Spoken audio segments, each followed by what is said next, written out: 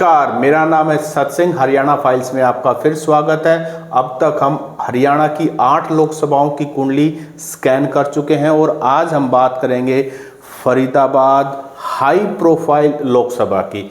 फरीदाबाद जो है एनसीआर का पार्ट है, दिल्ली के नज़दीक है और दिल्ली के जो पावर सेंटर हैं, जो बड़े नेता हैं, उनकी भी नज़र फरीदाबाद के ऊपर रहती है।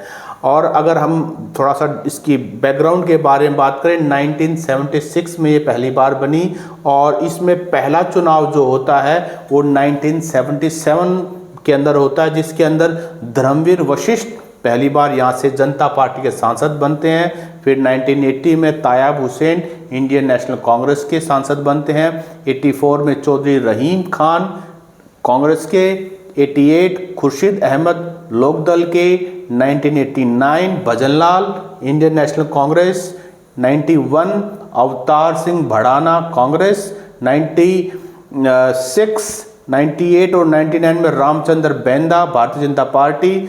2004 और 2009 में अवतार सिंह भड़ाना दोबारा से यहाँ से सांसद चुने जाते हैं कांग्रेस की टिकट पर। और जब 2014 में मोदी वेव आई तो उसके बाद 2014-2019 में कृष्ण पाल गुर्जर भारतीय जनता पार्टी की टिकट पर यहाँ से सांसद बनते आए हैं। यूनियन गवर्नमेंट में वो मिनिस्टर भी रहे हैं।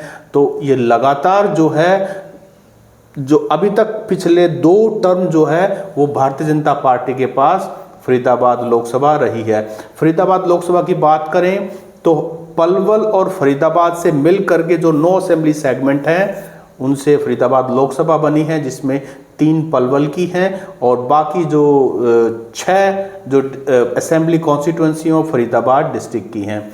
सिर्फ फरीदाबाद एनआईटी को छोड़ करके, जिसमें कांग्रेस में नीरज शर्मा यहाँ से विधायक हैं और पृथला यहाँ से इंडिपेंडेंट कैंडिडेट नायन पाल रावत हैं, बाकी सारे के सारे जो असेंबली सेगमेंट्स हैं वो बीजेपी पार्टी के सांसद हैं। उनको उसकी डिटेल कुछ इस तरह से: हथिन से परवीन डागर, होडल से जगदीश नायर, पलवल से दीपक मंगला और पृथला से हमने बात की इंडिपेंडेंट, फरीदाबाद एनआईटी से कांग्रेस के नीरज शर्मा, बड़खल से सीमा त्रिखा, बल्लभगढ़ से मूलचंद शर्मा, फरीदाबाद से नरेंद्र गुप्ता और तिगांव से राजेश नागर। फरीदाबाद लोकसभा की हम कुंडली स्कैन करना शुरू करते हैं। मेरे साथ मेरे गेस्ट एक्सपर्ट जोगिंदर कथुरिया जी हैं। कथुरिया साहब, हमारी ये 9वीं लोकसभा है जिसके बारे में हम कुंडली स्कैन करेंगे, खंगालेंगे, तो शुरू करते हैं। आपका बहुत बहुत धन्यवाद। इससे पहले हम 8 लोकसभाएं कर चुके हैं। जैसे जैसे हम एक एक करके लोकसभा करते जा रहे हैं स्कैन कुंडली, वैसे वैसे व्यू भी बढ़ते जा रहे हैं और दर्शकों का प्यार भी मिलता जा रहा है। आज हम फरीदाबाद जो हरियाणा की बड़ी लोकसभाओं में शुमार है, एनसीआर में जैसा कि आपने बताया शामिल है, दिल्ली के साथ लगती है और हाई प्रोफाइल कैसे हो जाती है क्योंकि वहाँ से लगातार 2 बार कृष्ण पाल गुर्जर जीत रहे हैं और दोनों ही बार वो सेंटर में मिनिस्टर बने जी हैं। कृष्ण पाल गुर्जर भारतीय जनता पार्टी का स्टेट प्रेसिडेंट भी रहे हैं और वैसे फरीदाबाद को इंडस्ट्रियल हब भी कहा जाता है। देखो, आपको एक किस्सा याद दिलवा दूँ। कृष्ण पाल गुर्जर जी नरेंद्र मोदी के बहुत पुराने मित्र हैं। जब नरेंद्र मोदी हरियाणा के संगठन मंत्री होते थे तभी एक स्कूटर पर कृष्ण पाल गुर्जर वो स्कूटर चलाया करते थे और नरेंद्र मोदी उनके पीछे बैठकर, जो किस्सा रोहतक के लिए भी मशहूर है कि मनोहर लाल खट्टर और मनीष ग्रोवर और ऐसे ही कृष्ण पाल गुर्जर, रामविलास शर्मा, जो पुरानी भाजपा है, वो सभी नरेंद्र मोदी के बहुत करीबी हैं। शायद हमारे एक राज्यपाल भी बने थे पूर्व प्रदेशाध्यक्ष गणेशी लाल जी, ये सभी मोदी के पुराने मित्र हैं, इसलिए इन्हें मोदी अपने करीब रखते हैं। इस बार कृष्ण पाल गुर्जर का मन परिवर्तित हो रहा है। वो सोच रहे हैं कि मैं हरियाणा की पॉलिटिक्स में हरियाणा का सीएम बनूं, तो वो फरीदाबाद की लोकसभा चुनाव लड़ना नहीं चाहते जी। परंतु मुझे जो पार्टी की तरफ से इनपुट आ रहा है 99% कृष्ण पाल गुर्जर ही फरीदाबाद से भाजपा के उम्मीदवार होंगे। हाँ, अगर बाद में भाजपा को हरियाणा में सीएम का चेहरा बदलना हुआ तो वो तो इन्हें लोकसभा का इस्तीफा दिलवा कर भी बाद में भी हरियाणा का सीएम बनाया जा सकता है। और मुझे लगता है, देखो, मजबूत हैं कृष्ण पाल गुर्जर, नरेंद्र मोदी के करीबी हैं, तो इस तरह का ही चेहरा नरेंद्र मोदी चाहते हैं जो उनका वेल विशर हो, उनका लॉयल हो और मजबूत भी हो, अच्छे तरह से राजनीति की परख भी रखता हो। अब कृष्ण पाल गुर्जर तो उस समय विधायक बनते थे जब पूरी हरियाणा में भाजपा के 2 विधायक भी नहीं बनते थे, तो 2 में से एक कृष्ण पाल गुर्जर होते थे। तो मुझे लगता है कि कहीं ना कहीं केंद्रीय जो समिति है, नरेंद्र मोदी, अमित शाह, उनकी नज़र कृष्ण पाल गुर्जर पर होगी। और पिछली बार पूरे भारत में मुझे लगता है शायद सबसे जो ज़्यादा CR पाटिल के बाद दूसरे नंबर पर कृष्ण पाल गुर्जर ही जीते थे। 6.5 लाख के करीब, 6.5 लाख के करीब वोटों से चुनाव जीतते थे। तो कृष्ण पाल गुर्जर का टिकट कटना मुझे मुश्किल लगता है। वैसे कृष्ण पाल गुर्जर खुद चाह रहे थे कि मैं विधान, पर एक चीज़ और है, यदि कृष्ण पाल गुर्जर खुद चुनाव से किनारा करते हैं लोकसभा, तो उनके बाद भाजपा के पास दूसरा विकल्प जो सबसे मजबूत है वो विपुल गोयल है, जिनसे उनका 36 का आंकड़ा है। तो किसी भी सूरत में कृष्ण पाल गुर्जर ये नहीं चाहेंगे कि यहाँ से विपुल गोयल सांसद बने। तो मुझे लगता है आखिरकार यहाँ कृष्ण पाल गुर्जर को ही चुनाव लड़ना पड़ेगा। वैसे भाजपा की ओर से राजेश नागर जो फिलहाल तिगांव के विधायक हैं, उनका भी नाम चर्चा में चल रहा है, क्योंकि कृष्ण पाल गुर्जर स्वयं तिगांव से संबंध रखते हैं और तिगांव से विधानसभा का चुनाव लड़ना चाहते हैं। ये भी हो सकता है कृष्ण पाल गुर्जर ये कहें कि राजेश नागर को चुनाव लड़वा दें, तो स्वैप कर लें, वो विधानसभा आ जाए और उनको लोकसभा भेज दें। हाँ, पर इसकी संभावना मुझे कम प्रतीत होती है। परंतु भविष्य के गर्भ में कुछ भी हो सकता है। पार्टी उनकी ये बात कितनी स्वीकार करती है, पर कृष्ण पाल गुर्जर। तो आपने बीजेपी में 3 नाम थे, कृष्ण पाल गुर्जर, विपुल गोयल और नागर। हाँ जी, विपुल गोयल वैसे पीछे उद्योग मंत्री भी रहे हैं। विपुल गोयल की महत्वाकांक्षा, वो सीएम के ख्वाब देखने लग गए थे और पिछली बार मनोहर लाल खट्टर के 9 रत्न, जो 9 मंत्री तो चुनाव हार गए थे, और जो 2 विजेता उम्मीदवार थे, दोनों का टिकट काट दिया गया था, जिसमें से एक विपुल गोयल अपना चुनाव बहुत आसानी से जीतते अगर उन्हें टिकट मिलता तो, और दूसरा जो उम्मीदवार थे राव नरबीर भी बहुत मजबूत हैं बादशाहपुर में, परंतु उन्हें राव इंद्रजीत के विरोधी खेमे का माना जाता है। इसका जो परिणाम उन्हें भुगतना पड़ा, यहाँ पर सीएम वीटो नहीं ले पाए बादशाहपुर में, नहीं तो बादशाहपुर से राव नरबीर बहुत आसानी से चुनाव जीते। मैं आपको एक कृष्ण पाल गुर्जर के बारे में एक इंटरेस्टिंग बताता हूँ। बंसीलाल की सरकार में ट्रांसपोर्ट मिनिस्टर भी रहे हैं। हाँ, बिल्कुल। तो एक बड़ा एक्सपीरियंस, पॉलिटिकल स्पेस का बड़ा लंबा चौड़ा एक्सपीरियंस है उनके पास। पुरानी भाजपा में कृष्ण पाल गुर्जर और रामविलास शर्मा ये तो पहले ही मंत्री रह चुके हैं। जब मंगल सेन जी के समय पे भी ये राजनीति में सक्रिय थे। अटल अडवाणी के युग से ये कार्य कर रहे हैं भाजपा में। भाजपा की जड़ों को सींचा इन लोगों ने जी। परंतु जिस प्रकार पिछली बार जो हरियाणा में एंटी इनकम्बेंसी थी, उसका परिणाम रामविलास शर्मा और इनके जो मंत्री थे, मुख्यमंत्री मनोहर लाल के, उन्हें भुगतना पड़ा। तो बड़ी इंटरेस्टिंग बात है कि ये भी है कि कृष्णपाल गुर्जर 2014 में 2019 में जो चुनाव जीते हैं, वो एक बहुत बड़े नेता को, यानी कि उससे पहले 2004 और 2009 में जो लगातार सांसद अवतार सिंह बढ़ाना को उन्होंने हराया। बढ़ाना जो है बड़े ही धन्ना सेठ टाइप के व्यक्ति हैं और राजनीति को के बड़े मंजे हुए खिलाड़ी हैं, उनको हराना वहाँ से, वो भी एक बड़ी बात। देखो मैं अवतार सिंह बढ़ाना, शायद मुझे जो नॉलेज है, शायद 4 बार वो सांसद रहे हैं फरीदाबाद से। 2 बार 2004-09 से पहले भी सांसद रहे हैं। एक चीज़ देखिए, पिछली बार कांग्रेस ने अपनी टिकट ललित नागर को थमा दी थी और ये यूपी से किसी विधानसभा से विधायक थे अवतार सिंह बढ़ाना भाजपा की टिकट से। भाजपा के विधायक होते हुए वो कांग्रेस की टिकट पर लोकसभा का चुनाव लड़ते हैं।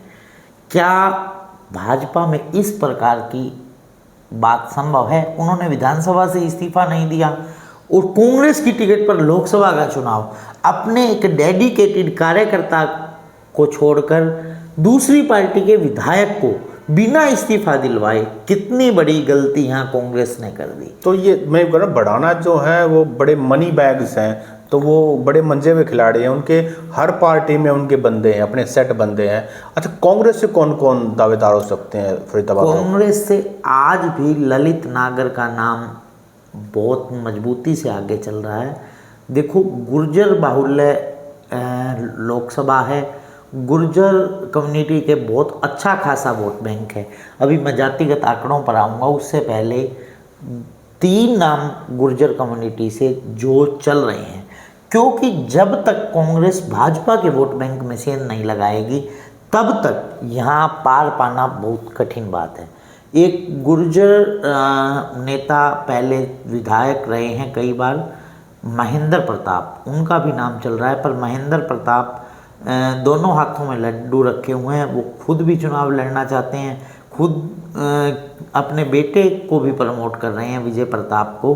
तो वो ये भी सोच रहे हैं खुद लोकसभा का लड़ लूँ और बेटे को विधानसभा का चुनाव लड़वा दें। तो वो देखो भविष्य में कांग्रेस पार्टी इस बारे में क्या सोचती है।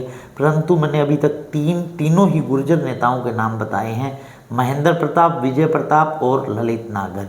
इसके बाद एक और नाम जो भूपेंद्र हुड्डा के बहुत ही करीबी हैं और भूपेंद्र हुड्डा के शायद रिलेटिव भी हैं, रिश्तेदार हैं, कर्ण सिंह दलाल।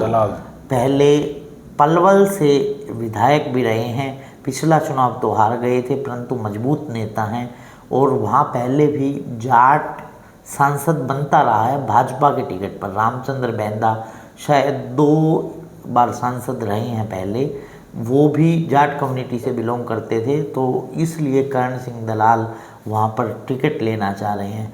एक नाम और है जिसका वैसे ज़्यादा नाम तो नहीं चल रहा, परंतु मुझे लगता है अगर नीरज शर्मा जी को, उनके पिताजी भी विधायक रहे हैं, वो खुद भी विधायक NIT से विधायक हैं, और देखो जो कांग्रेस की गुटबाजी है वो दोनों गुटों को समान लेकर चल रहे हैं। मुझे लगता है SR के गुट भी और भूपेंद्र हुड्डा सभी नीरज शर्मा के ऊपर सहमत भी हो सकते हैं। एक नॉन जाट फेस भी हैं, और अभी हाल ही में वो जो कुर्ता है सियारामा कुर्ता पहन करके वो विधानसभा भी गए थे, और पीछे से पानीपत में भी उनको पुलिस ने डिटेन कर लिया था। भूपेंद्र सिंह हुड्डा गए थे, उनको छुड़वा के लेके आए थे। जहाँ तक ज्ञात है उनके पिताजी पहले शायद मेयर होते थे फरीदाबाद नगर निगम के, फिर उन्होंने विधानसभा का चुनाव लड़ा था और शायद SC चौधरी को धूल चटाकर निर्दलीय चुनाव जीते थे, और भूपेंद्र हुड्डा के बहुत ही करीब भी रहे। फिर उनके बेटे नीरज शर्मा हैं, ये जो विधायक बने फरीदाबाद NIT से, बहुत ही सॉफ्ट नेचर के हैं। मेरा कई बार मिलना हुआ है नीरज शर्मा से, मतलब मृदुभाषी हैं, पब्लिक के बीच में रहते हैं, ज़मीनी स्तर के नेता, डाउन टू अर्थ है। इसलिए मैं कह रहा हूँ कि नीरज शर्मा एक बहुत अच्छा उम्मीदवार हो सकते हैं, क्योंकि कांग्रेस एक ब्राह्मण कम से कम मैदान में उतारना चाहती है, और रोहतक से दीपेंद्र हुड्डा हैं, और जहाँ तक मुझे लग रहा है सोनीपत से भी जाट प्रत्याशी उतारना चाहते हैं। यदि 1 या 2 ब्राह्मण उतारने हुए और caste composition, promotion and combination सही सेट हुआ तो नीरज शर्मा एक बहुत अच्छे विकल्प हो सकते हैं। अच्छा, एक वहाँ BSP भी बड़ी स्ट्रॉन्ग है। BSP का वोट बैंक धीरे धीरे घटता गया। कभी चेतन शर्मा ने वहाँ पर चुनाव लड़ा था, जहाँ तक मेरे को याद आ रहा है 18% के करीब वोट आए थे। फिर अगली बार जो उनका प्रत्याशी आया उनके 7%, लगभग 11 से 12% उनके मत गिर गए। आज जो मैंने सर्वे किया है, यहाँ पर 4 से 5% केवल BSP के वोट आएंगे। लगभग जो मेरा मानना है कि अप्रोक्स 14 से 15 लाख के बीच में पोलिंग होगी। 14 से 15 लाख के बीच में तो लगभग 50 से 60 हज़ार के करीब मत यहाँ पर BSP के आएंगे। और उसके बाद INLD का कौन कैंडिडेट हो सकता है? INLD ने जब तक RK आनंद वहाँ चुनाव लड़े थे, उनका अपना पर्सनल वोट बैंक, बड़े एमिनेंट लॉयर। बिल्कुल। तो आज की जो डेट है वहाँ पर INLD का इतना अच्छा वजूद बड़ा नहीं है। नामचीन चेहरा नहीं है। हाँ बिल्कुल खत्म। पिछली बार भी INLD को मुझे लगता है 1% भी मत प्राप्त नहीं हुए थे। मान के चलिए अगर 15 लाख की पोलिंग होती है, 1% 15,000 भी वोट नहीं ले पा रही है यहाँ पर। आज की पोजीशन में जो मैंने सर्वे किया, मेरे सर्वे में पिछली बार का डाटा है, 15,000 वोट भी नहीं आए थे, 1% भी वोट नहीं आए थे। आज की पोजीशन में जो 1.5 से 2%, लगभग 15 लाख की पोलिंग में 20 से 25,000 मत INLD को जा सकते हैं। जी, अगर कास्ट कंपोजिशन की बात करें, अच्छा एक और जो इंटरेस्टिंग बात है, फरीदाबाद लोकसभा में माइग्रेंट पॉपुलेशन बहुत है वहाँ पे, और वो बहुत प्रभाव डालेगी। हाँ तो बिल्कुल ये है, पर इस तरह का कोई चेहरा, कोई सेलिब्रिटी, हाँ नहीं, वो उनका कोई नेता ना हो, लेकिन वो वोट जीतने के लिए, प्रभाव डालने के लिए, मार्जिन बढ़ाने के लिए बड़ा इम्पोर्टेंट, बहुत इम्पोर्टेंट है। पर प्रवासी मजदूर, इस तरह का वोट बैंक होता है वो हमेशा हवा के साथ बह जाता है, जो सरकार के साथ आप माने, सरकार के साथ बह जाता है। और इसी का परिणाम था जो पीछे लगभग 69% वोट यहाँ पर कृष्णपाल गुर्जर को मिले थे और बहुत बड़ी जीत हासिल की थी, ये उसी का परिणाम था। जी, कास्ट कंपोजिशन की बात करते हैं। कास्ट कंपोजिशन की बात करें तो यहाँ 54.2 जनरल जाति के वोट हैं और 30.4 OBC कैटेगरी के वोट हैं और 15.4 SC कैटेगरी के वोट हैं। अब जनरल कैटेगरी में सबसे ज़्यादा 15.6% जाट मतदाता हैं यहाँ, 11.25 अच्छे खासे पंजाबी मतदाता हैं यहाँ, 8.1% ब्राह्मण मतदाता हैं यहाँ और 1.1% त्यागी मतदाता। त्यागी और ब्राह्मण को जोड़कर लगभग 9.2% वोट यहाँ पर ब्राह्मण त्यागी मतदाताओं का है, 5.9 बनिया मतदाता हैं, 5.3% राजपूत मतदाता हैं, 1.97 जट सिख, अच्छे खासे जट सिख मतदाता भी हैं यहाँ फरीदाबाद लोकसभा में।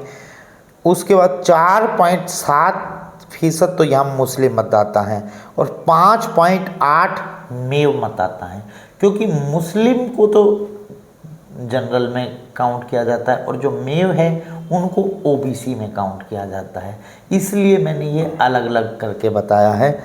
उसके बाद 12.8% यहाँ गुर्जर मतदाता हैं, जो लगातार आप पीछे कई चुनाव उठाकर देखेंगे, गुर्जर वर्सेस जाट रहा है। तो गुर्जर डोमिनेंट कम्युनिटी है यहाँ पर फरीदाबाद लोकसभा में, जो अच्छा खासा अपना प्रभाव रखती है। 1.72% यहाँ पर यादव मतदाता हैं, 1.56 सैनी मतदाता हैं, 1.2 कुमार मतदाता हैं, 1% नाई मतदाता हैं और 1% से थोड़े से कम लगभग 0.8% यहाँ पर लुहार मतदाता हैं। अब मैं SC कम्युनिटी की बात करूं, SC कैटेगरी की बात करूं तो सबसे ज़्यादा, मैं पहले भी अपनी सभी वीडियोज़ में बता चुका हूं, रविदासिया जो चमार जाति के वोट हैं वो 8.9% हैं, वाल्मीकि जाति के लगभग 4.9% हैं और यहाँ धानक समाज के भी बहुत अच्छे खासे वोट हैं। अब हम बात करेंगे जो यहाँ पर उम्मीदवार हैं जो जीते, मैं आपको शायद 2014 में जो आप की टिकट पर चुनाव लड़े थे प्रवीण डागर, वो आज भाजपा के विधायक हैं। पिछली बार जो यहाँ पर आम आदमी पार्टी की टिकट पर चुनाव लड़े थे, आम आदमी पार्टी और JJP का गठबंधन था, नवीन जैन 1% भी मत प्राप्त नहीं कर पाए थे वो फरीदाबाद लोकसभा में। तो 1% का मतलब लगभग 15,000 के करीब मत भी नहीं प्राप्त कर पाए थे। आज के सर्वे में आम आदमी पार्टी का थोड़ा सा प्रभाव वहाँ बढ़ा है, कांग्रेस का प्रभाव थोड़ा सा बढ़ा है। पिछली बार कांग्रेस की बहुत ही खस्ता हालत थी, 21% मत प्राप्त हुए थे अवतार बढ़ाना को, परंतु आज जो कांग्रेस और आप का गठबंधन है और मिलकर चुनाव लड़ रहे हैं, जो इनका वोटों का बंटवारा था और जो हरियाणा में थोड़े से सेंटीमेंट चेंज हुए और एंटी इनकमेंसी बढ़ी है, उसके बाद कांग्रेस लगभग 40% के करीब मत प्राप्त करती दिखाई दे रही है मुझे आज की सिचुएशन में। और जो भाजपा पिछली बार 69 से 70% मत प्राप्त किए थे, अब भाजपा का वोट बैंक गिर के लगभग 50% के करीब आ रुका है। और उसके बाद यहाँ 5% मैंने आपको बताया लगभग फिक्स सा वोट बैंक है, 4 से 5%। यहाँ बीएसपी का कोई भी कैंडिडेट हो वो बीएसपी के नाम पर ही डलता है, बीएसपी के सिंबल पर ही डलता है। तो 3% में बाकी सभी अन्य, जिसमें INLD और कोई भी अन्य इंडिपेंडेंट होगा, सभी सिमट जाएंगे। अच्छा, इश्यूज़ की बात करें तो चूँकि NCR का एरिया है, इंडस्ट्रियल हब है, पॉल्यूशन एक बहुत बड़ा इशू रहता है इस तरह के महानगर टाइप के लोकसभा में। देखो जी, पॉल्यूशन भी है, पर एक चीज़ मैं अरावली रेंज की भी काफ़ी सारी न्यूज़ आती है। कई बार मैं गया हूँ फरीदाबाद में, पर जिस प्रकार का इंडस्ट्रियल एरिया है, जिस प्रकार का विकास गुरुग्राम में हुआ, उस प्रकार का विकास फरीदाबाद में नहीं हुआ।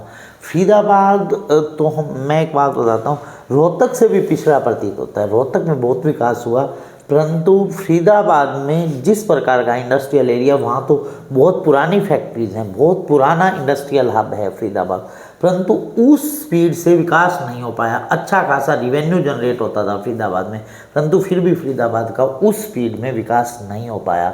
वहाँ के जो नेता बनते रहे, वहाँ के क्षेत्र की सुध नहीं ले पाए।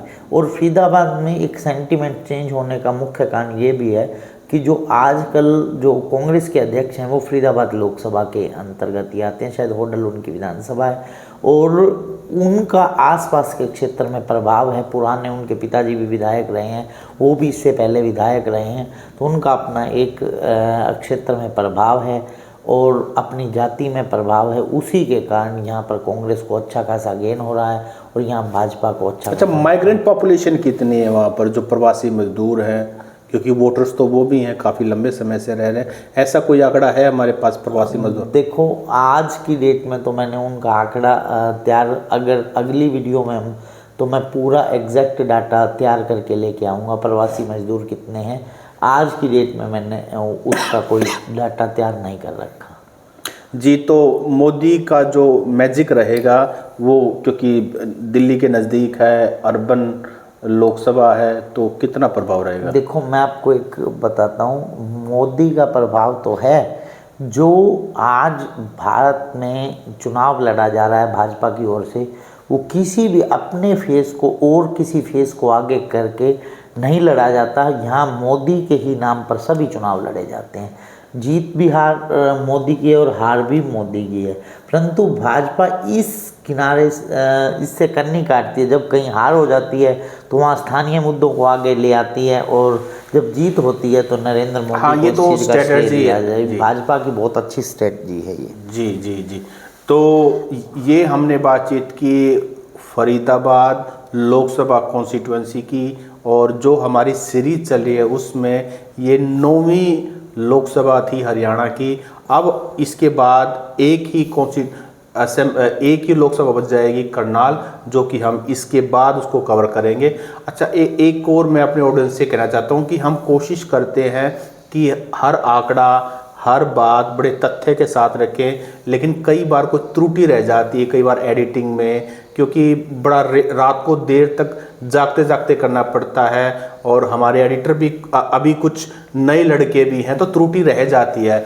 तो उसके लिए आपसे हम माफ़ी चाहते हैं, कोशिश करेंगे कोई त्रुटि ना रह सके, और आने वाले वीडियो में हम और भी सुधार करेंगे। कथुरिया साहब, और कोई त्रुटि रहे तो आप कमेंट बॉक्स में कमेंट करके हमें ज़रूर बताएं, ताकि आगे की वीडियोज़ में हम इस तरह का सुधार कर सकें।